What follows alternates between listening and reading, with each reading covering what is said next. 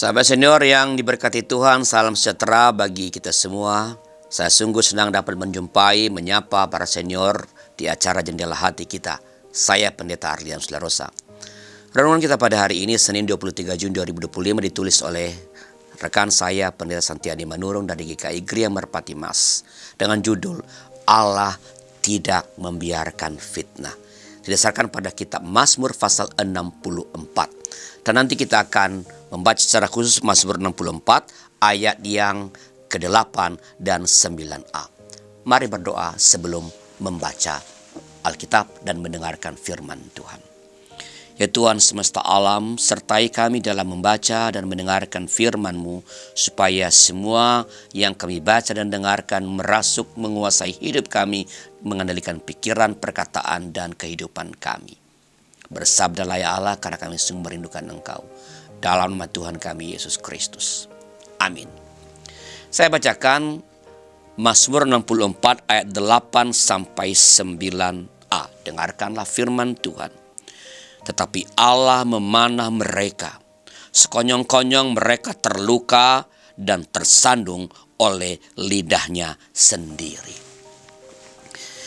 Sahabat senior, Asosiasi Penyelenggara Jasa Internet Indonesia atau APJII merilis survei penetrasi dan perilaku internet pada tahun 2023. Salah satu hasilnya menunjukkan bahwa acara gosip dan infotainment menempati peringkat ketiga konten yang paling sering diakses oleh masyarakat Indonesia. Apa yang menyebabkan orang suka bergosip? Dalam sebuah penelitian oleh Chua dan Della Cernaui 2014, dinyatakan bahwa individu yang merasa inferior menggunakan gosip dengan tujuan agar mereka menjadi superior dibandingkan orang yang menjadi sasaran gosip. Ya, menggunakan gosip, ya, orang-orang yang merasa rendah diri, ya, menggunakan gosip untuk membuat mereka menjadi seperti orang yang hebat di antara orang lain yang mereka gosipkan itu. Daud menyampaikan keluh kesahnya kepada Tuhan tentang orang yang melontarkan fitnah.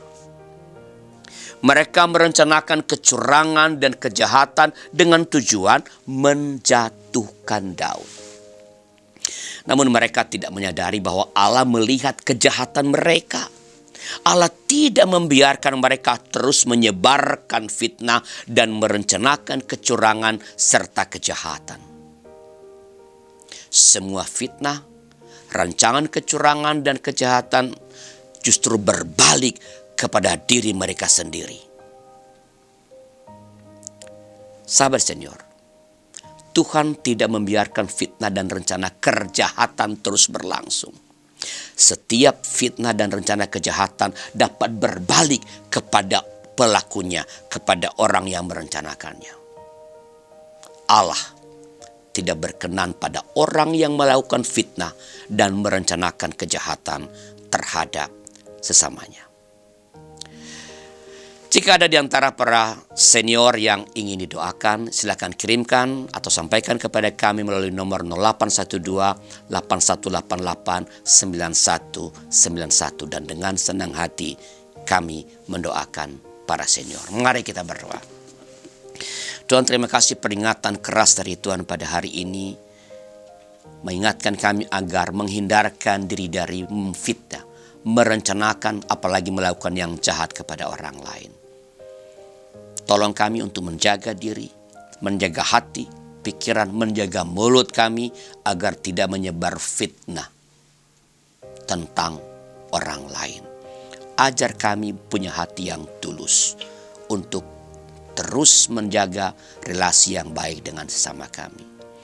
Tuhan berkati para senior yang tinggal di panti-panti Wardah.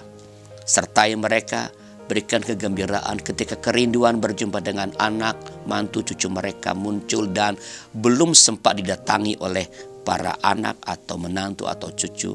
Berikan mereka terus kesadaran bahwa Allah tetap bersama-sama dengan mereka, dan ada para sesama senior di panti Wardah yang juga dapat menjadi sahabat bagi mereka untuk melewati hari demi hari yang Tuhan masih anugerahkan. Terima kasih Bapa, inilah doa kami.